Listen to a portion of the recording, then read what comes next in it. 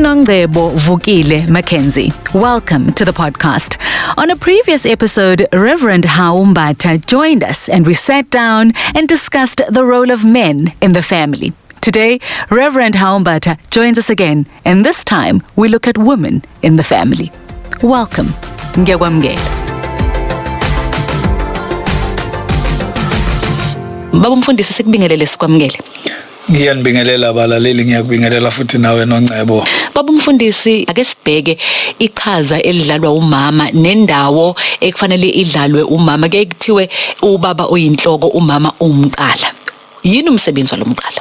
Kukhona ingqondo Nongcebo enamandla emphakathini, ngicishe ngithi emiphakathini yonke. Angazi noma iqhamuka emasikweni akudala kumbe amaJuda noma abantu kuthiwa ba-Arabic.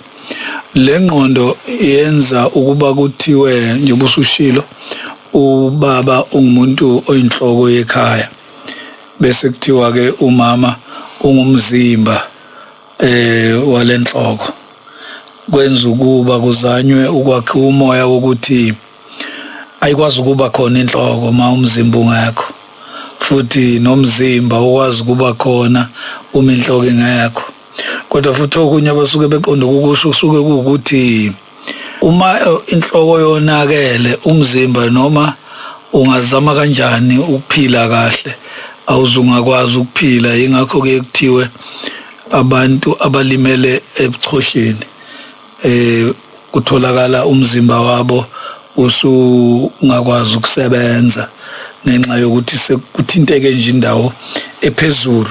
Ngakho ke mina ngibona sengathi njengalokhu ubaba ebalulekile uma sithi ke uyinhloko, akakwazi ubaba ukuba inhloko uma engena umzimba ophilayo, ngoba abanye bakufunda kakhulu kunami lokhu. Kukhona isifundo esasifundwa kudala ngisafunda nami okwakuthiwa i-coordination.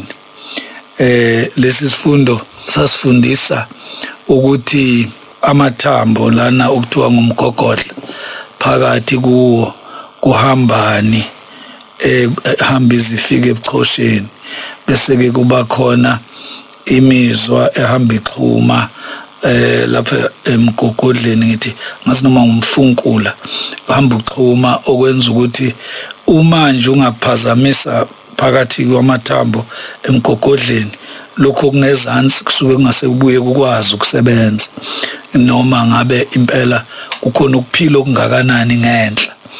Uyabona ke uma umama ekhaya engakwenzi okuqondene nomama noma okufanele kwenziwe umama ukuze inhloko iphile, akulungi noma ngabe inhloko izama kanjani. Sibuyele enkulumweni yethu yaqala, noma ngabe ubaba uzama kanjani ukwenza kube mnandi ekhaya, kodwa uma umama engakwenzi okufanele kwenziwe nguye, vele akubi mnandi ekhaya. Ikuphi lokho ekufanele kwenziwe umama? Ngibona ukuthi into enkulu Nongcebo esifanele siyitshela abalaleli, sagcizelela ekutheni ubaba uyena owakha umoya ekhaya ukuthi kube nenjabulo. Umama yabona ngcono ngenze lesi sibonelo, umama ufanana nemanager. Angithi uyazi ukuthi umholi uthiwa uqoka izinto ezifaneleyo ukuthi zenziwe, bese ezedlulisela umphathi, umanager.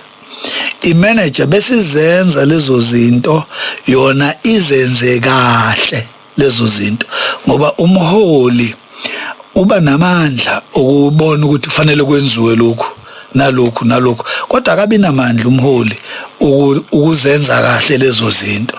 Ubaba ekhaya ngumuntu okwazi ukubona, abe nombono wokwakha umoya ofaneleyo emndenini, kodwa akavamisi ubaba ukuba ngumuntu omuhle ukuthi aqikelele ukuthi lezi zinto kaseyibonile ukuthi zenziwe bese zenzeka kahle. Ngakwenzela isibonelo esikhulu, ubaba uvamisa ukuba ngumuntu kumposebenzayo kungena imali ekhaya. Yebo.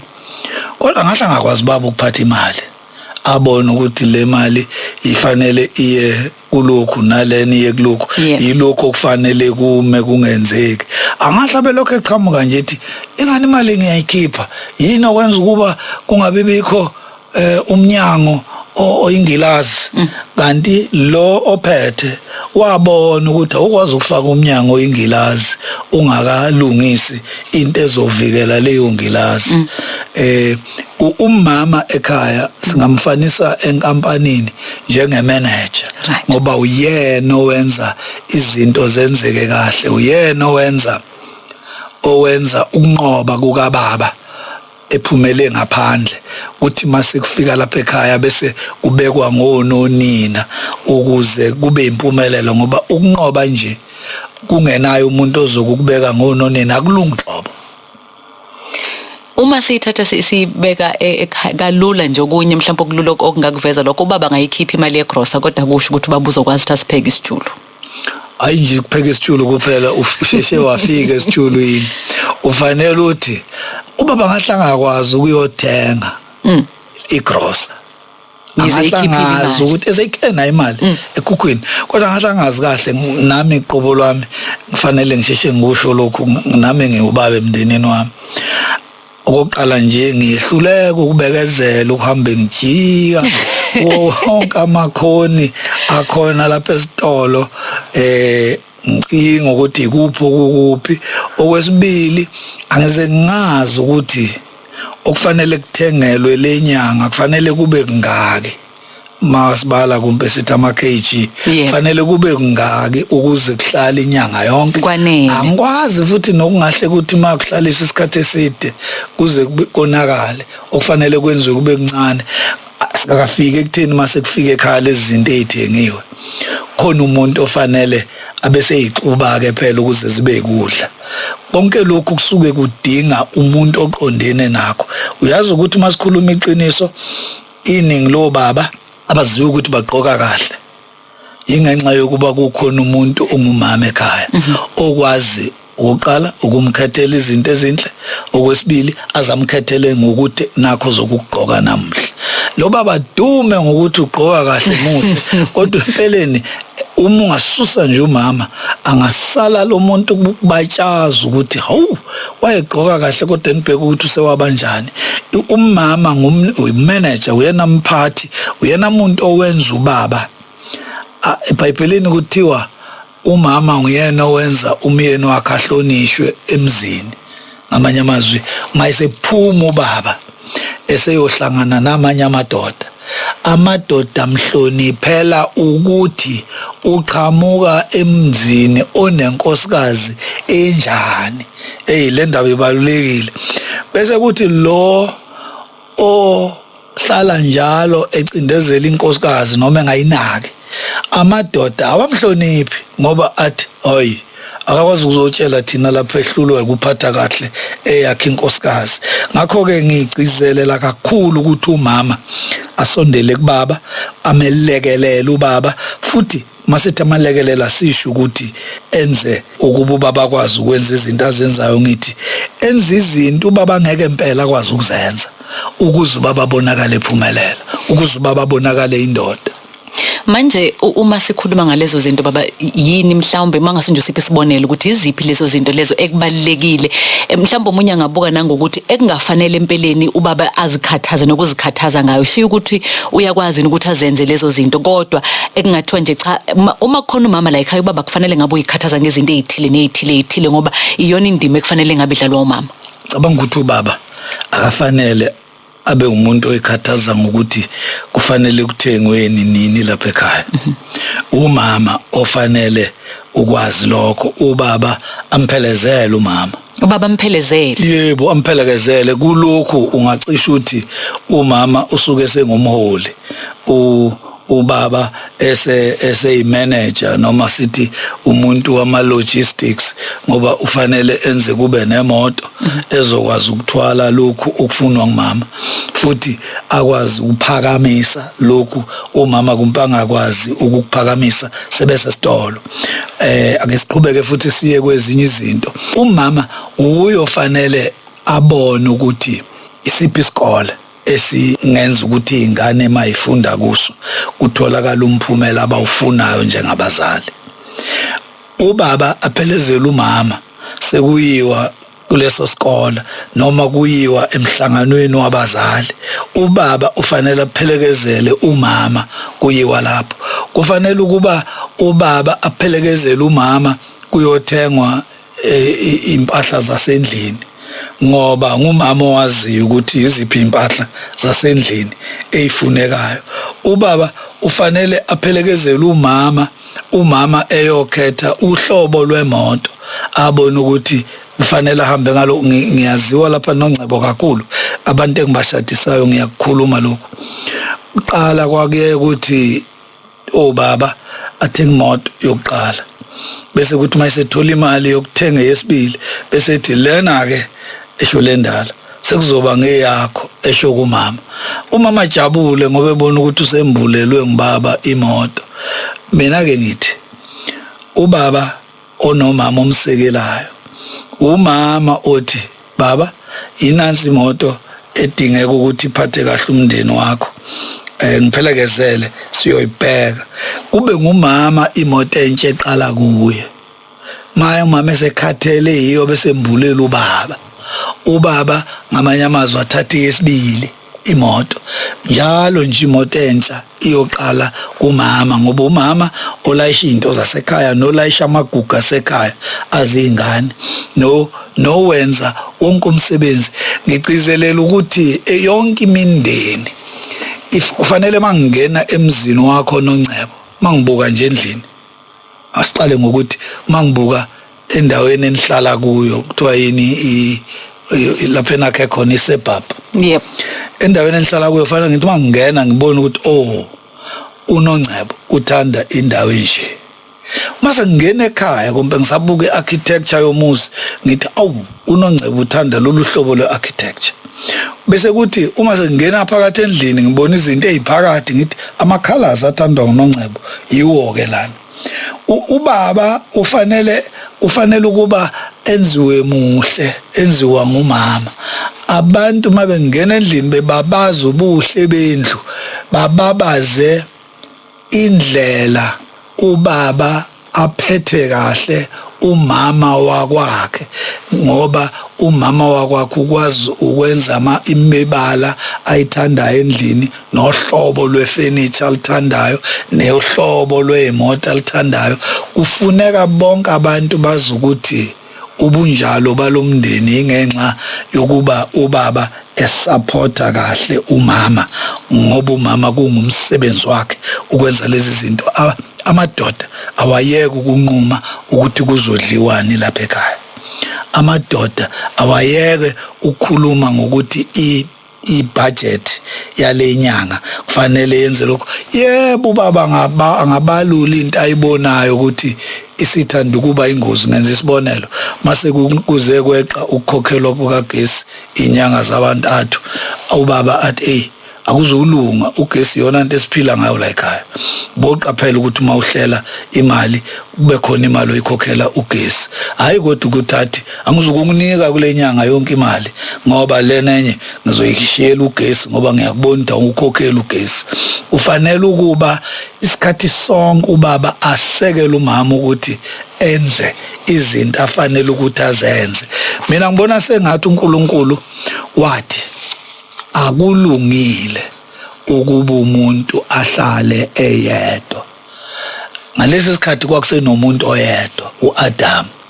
Kodwa ngicabanga ukuthi uNkulunkulu wayebonile ukuthi lo azomenza wesibili naye kakuyikulunga mayehlala yedwa, ngoba bobabili basuke bezosekelana basizane ezintweni zonke. Baba, lokho kudala ngifikela amaphuzu amabili emqondweni. Okokuqala iphuzo, okunye umbuzo. Kuyaye kube khona izinto ezayizibhalwe la umuntu azifundayo ke ezikhuluma ngendima ekufanele idlalwe omunye nomunye kubona ubudlelwano noma kuwona umshado.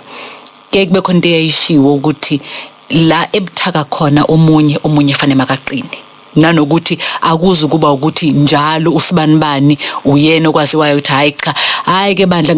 Omunye wayichaza ngokuthi ubani owumlimi, ubani oyisitshalo.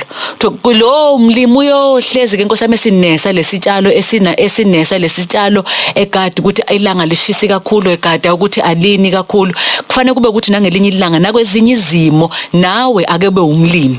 Ngoba nayo uyadinga ukuthi ke umnese ngaleyo ndlela la ubona khona ukuthi ubuthaka udinga ukuthi ube umlimi nawe ngelinye ilanga naye akebe isitshalo beyisithombo leso esithambile esadinga ukuthi sinakekelwe kahle ngendlela nilokho nishintshisana ngalokho kuyiqiniso kangakanani kuyiqiniso noNcebo empeleni sithi uma sishadisa abantu uNkulunkulu uthanda ukuba laba babili abangena emshadweni basizane ezintweni zonke bese sithi mase sibabuza sithi uzoba ngumsizi womyeni wakho kuzo zonke indaba ezilungileyo zalokhu kuphila uzoba ngumsizi womkakho kuzo zonke indaba ezilungileyo zalokhu kuphila ngamanye amazwi sisuke sisho ukuthi kufanele ukuba ubaba uma ebona ukuthi kukhona lapho umama ashoda khona ukwenza izinto ezifanele zenziwe ngumama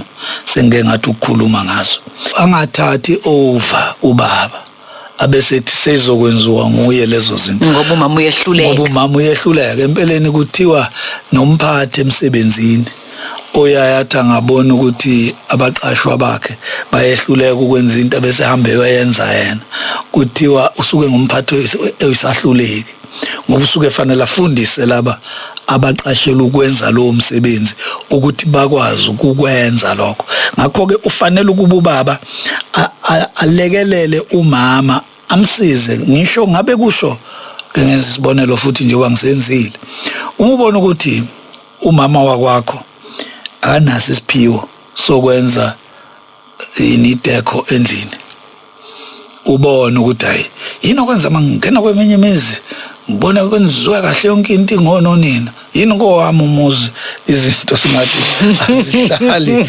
zilapho zingononina khona kufanele kumpa umthathu uthi hey kunjani ukubhalise kulesi sikole lapha ngezansi esifundisa indaba yokuhlela ingaphakathi lendlu khona nawe uzokwazi ukuyihlela indlu yakho kahle ngaphakathi kube umoya ube muhle kungaliwa bese ngempela ehamba ayofunda lokho abuye uyobuye sekwazi ukukwenza kuzoba kuhle futhi ukuthi maye kwenza enze okwakwakho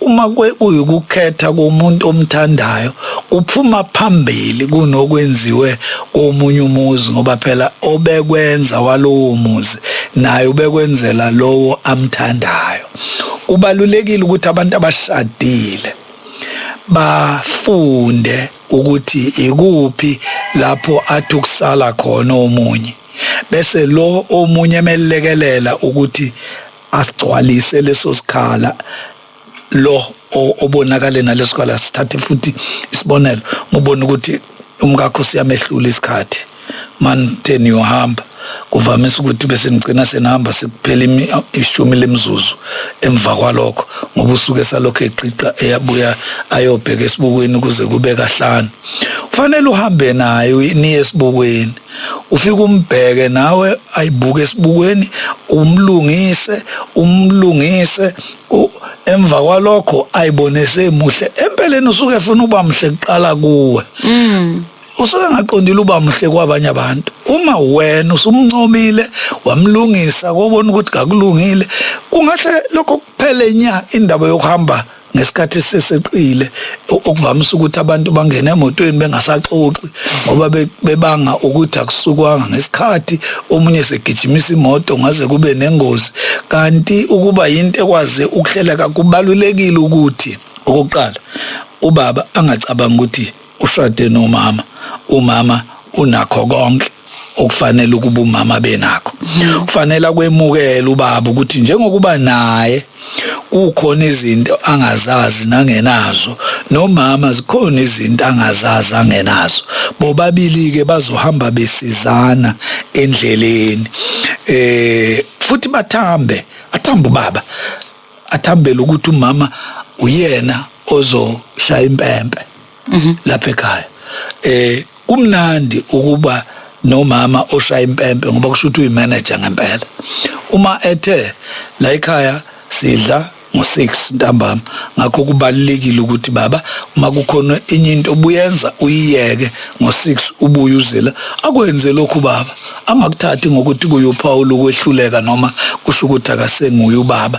Ngicizelela komama ukuthi bathatha indawo yabo. Ngiyathanda futhi ukusho lokhu ngoba sizodika umpe isikhathi sesiyaphela. Amadoda ayathanda ukuphathwa kodwa afuna ukuphathwa ngothando, awafuni ukuphathwa sengathi itaklinyiwe. Amadoda ayathanda ukuba kube nomuntu owakhathalelayo, awathandi ukuba kube nomuntu owasolayo yonke amalanga, kodwa afuna ukuba abone ukuthi nangumuntu ongikhathalelayo, nangumuntu okhuluma ngendaba yami. Futhi amadoda ayathanda ukuthi kube khona into ake sithi kumbe ibhizinisi indoda lokhu ilixoxa nabanye ophathini abayo. Inkosikazi bisithi uyazi ukuthi ngizwe nikhuluma noma ungakaze ungichazele kahle ukuthi yini lento, kodwa mina ngibona sengathi khona into kufanele niyibheke kulokhu lokhu nalokhu. Amadoda ayakuthanda lokho. So yayazi indaba ngakuxoxela ukuthi ubaba mkhulu kuthiwa wayavume makunqunywa ukuthi uzokwenzwani, bese ethi sebuya ngakusasa athi awuxolani ngithe nje ngiyayiphatha ekhaya wakhuza wababaza uMasibani ame ngase ngithi ngizozonitshela ukuthi cha angisekho lapho ebengikhona izolo. Waduma ubaba mkhulu ngalokho yikho ngixoxa ngaye namhlanje. Amadoda ayathanda ukuba nomuntu okhombisa ukuwakhathalela, nomuntu okhombisa ukuwacabangela ngaphambili ekwenza ngothando. Yilokho engeke ngibone ngathi omama baye bacabanga ebona ukuthi ukuyala kwabefundisi kokuyithoba kusho ukuthi ngempela ubocimeza amehlo, uvale nezindlebe, uvale nomlomo, boginya ithi akunjalo. Amadoda ayamfuna umeluleki futhi ayamfuna umeluleki osamphathi, ngishilo ukuthi uyimanager. Manje ke baba uma sikhuluma ngalokho sikhuluma ngezinto eziphathekayo, sikhuluma ngezinto ongayikhomba, ukhomba marketini, ukhombe izinto zokuhlobisa endlini, ukhombe konke lokho. Ake sibheke ngokomphefumulo nangokomqondo indima ekufanele idlalwe umama ukuze la ekhaya bakwazi babambisane, ngoba njengoba kadusha eqaleni akulele kumama kuphela, akulele kubaba kuphela, kulele kubona bobabili. Ikuphi ke esingakugcizelela kulokho ukuthi cha nomama ngale kokuthi umama kufanele enze ikhaya lifudumale ngokuthi apheke, uzoqhamuka omunye baba athi cha bandla mina ngishadelanga ukuphekelwa, ngiyakwazi ukuyiphekela futhi izinto eziningi sesiyakwazi ukuthi siyithenge, uthenge lokudla sekuphekiwe manje ufake i-microwave, angidinge ukuthi kube yiloko kuhamba phambili. Kufanele noma kanjani kubantu abashadile, ngikho ngithe ezintweni zonke ezilungileyo. Abantu abashadile ukuphekelwa nokwashelwa ngisho ngathi nokuzalelwa izingane akulona iqiniso, ngoba vele ngeke ayithole izingane uma engashadanga. Abantu basuke befuna ukushada ngoba befuna ukuthola umngane. Ngiyakugcizelela lokho, befuna ukuthola umngane. Kungokunye kuba nesikhundla sikamama emndenini, kodwa kungokunye ukuphumelela kukamama ukwedlulela ekubeni umama noma uphathina, kodwa agcine sewumngani womyeni wakhe. Ngibona sengathi kuvamisa ukushoda lokhu, kodwa ngizochaza ukuthi ngokwami ukubona ngibona sengathi omama basuke bacabange sengathi bafanele babe nabangani babo abangabanye omama. Nobaba bacabanga ukuthi kufanele babe nabangani babo abangabanye obaba. Bese bengayinaki le ndaba yokuthi empeleni lapha emshadweni kusuke kufanele ukuba laba ababili abashadile bedlule ekutheni omunye ubaba omunye umama, bafinyelele lapho omunye khona bangumngani womunye. Lapho umama engekho noma ubaba engekho, umama ekhumbula khona ukugcwaliswa kwesikhala ngaphakathi kwakhe sokuba khona kumngane. Ngenza isibonelo, kufanele ukuba nikwazi ukuxoxa emndenini, nixoxe ngodaba noma ngesihloko esikhuni, nisilandele. Ake sithi uma nixoxa ngesihloko esiphathelene nesolar system, nikwazi ukuxoxa ngaso, nisilandele. Manje sekukhona nama computer, nize niyohlala ku computer ngoba nifuna amaqiniso athile kumbe nibona sengathi awezwakali kahle kokunye nixoxa ngesihloko esiphathelene nokwakhiwa kwemali nihambe silandela nisicwaninge nithole izinto ezahlukeneyo sekukhona manje le discipline okuthiwa motivation ngiyabona sengathi abantu abashadile kuyasiza kakhulu ukuthi bakwazi ukukhuluma ngalezo ihloko ngoba uyabona le discipline motivation ayisebenzi uma kungekho imvuselelo ye-reinforcement akusebenzi uma ungamtholi umuntu eningakwazi ukuxoxa naye onke amalanga ukuthi manje siyavuka ekseni sinalezi inkinga nalezi kodwa noma kanjani soyinqoba ngalokhu nangalokhu ngibona sengathi umngane oyinkosikazi unamandla amakhulu okwenza ubaba aphume nesibindi eyobhekana nezinto ezilukhuni emphakathini noma aphume nesibindi eyobhekana nezinselelo ezilukhuni emphakathini ngoba esekelwa ngokomoya ubaba kuze kufike ngisho einkonzweni umholi noma umfundisi oba nempumelelo noma ngabe ungowesifazana noma ngabe ungowesilisa uba nempumelelo kakhulu uma esekelwa kakhulu nguphathina wakhe ungubaba noma ungumama sengubonile lo ngoba sengimdala ngeke ngibone umfundisi wesilisa noma wesifazana kungekho kahle ukusekeleka ekhaya lakhe ngokomoya ngibone ukuthi awulapha ke ukubeke wathi uxoxa nomama ngalentshumayelo ngabe uyishintshile wayibeka ngalendlela ukubeke waxoxa nobaba ngalentshumayelo ngabe uyishintshile ngakho ke abantu abashadile kwedlulele intweni siyagcizelela ukuthi kwedlulele kuma logistics kwedlulele kuma recipes zokupheka kwedlulele kulezi amadecor esikhulume ngawo kodwa usuke fanele kube ngumuntu oyikhathazayo umama nobaba futhi bekhathazela ukuthi ba add value leli gama akusisizulu ba add value eyenza ukuba emva kweminyaka emihlanu behlala ndawonye omunye athi ngaba ngikhola ukuba akungenxa kaMasibanibani ngaba ngikhola uba kungenxa kababa ubaba wangisiza wangiphakamisa wangincoma wangifaka umoya ukuba nginqobe ngenze lokhu nalokhu lokhu kuphathelene kodwa ngiyagcizelela ebunganini ukuthi kwedlule ukuthini kushadiwe kube umngane manje baba uma sibheka konke lokhu ngibuyela kulokhu ke manje ke okuyizinto ke esikhombayo neziphathekayo siphile esikhathini sa 50-50 yabona esikhathini samanje kuyegcizelelwe kakhulu lezinto ubaba kade ezibala manje lezi zobungane nakho konke kugcizelelwe khona kakhulu kodwa singeke sikubalekele ukuthi kuyadinga ukuthi okunye kwazi ukuthi hayike lokhu kuzobhekelelwa umama kakhulu lokhu kuzobhekelelwa ubaba kakhulu sithola indaba yokuthi yizo ubaba ethando ekwazi ukupheka uyakwazi ukuthi apheke ukuze adle kodwa unayo leyo ndawo ngoba sonke sikhule mhlambe nomama noma nogogo kwazi ukuthi yabona mase kuphekwa ugogo umuntu afisa ukuthi aphinda kwakhe lokho futhi uma esenekhaya lakhe yabona mase kupheka umama wasekhaya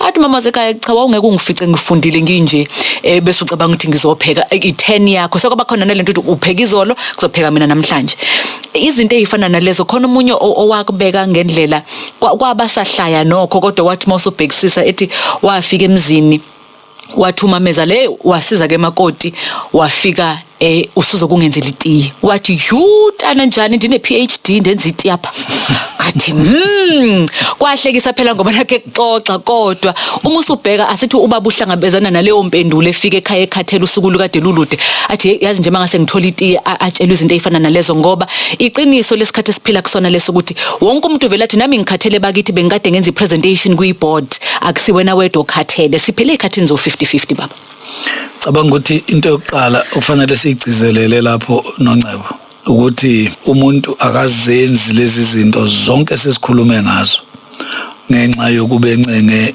indawo yokuhlala noma encenge ukuthandwa kodwa uzenza lezi zinto ngenxa yothandwa nalo sungenza ngishumayele uyabona ayikho indaba emnandi eseBhayibhelini njengendaba le ethi abafazi mabathobela amadoda abo sengathi kukuya inkosi bese kuyaqhutshekwa ke kuchazwa leyo ndaba. Uyabona uthando uNkulunkulu asithanda ngalo loba likhulu ngalendlela yokuthi wasithanda sinje ngoba sinjalo, kodwa ukusithanda kwakhe kwasishintsha nathi ukuthi sifune ukumfuza nokwenza njengoba yena ethanda.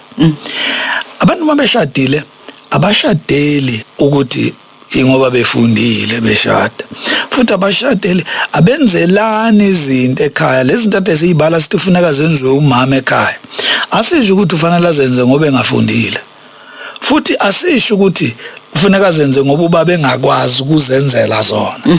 Kodwa esigcizelelayo ukuthi izinto ezenziwe ekhaya oqala nje ngeke kube u50-50.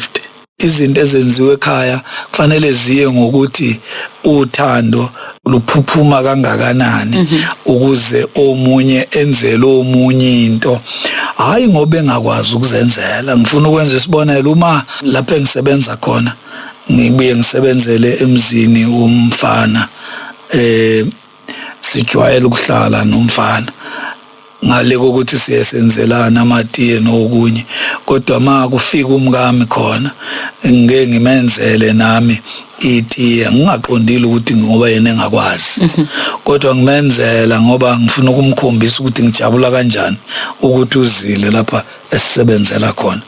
Naye futhi ngithi kuye awungenzeli itiye ukuze kube noshintsho elenziwe nguwe liba mnandi kunamanye.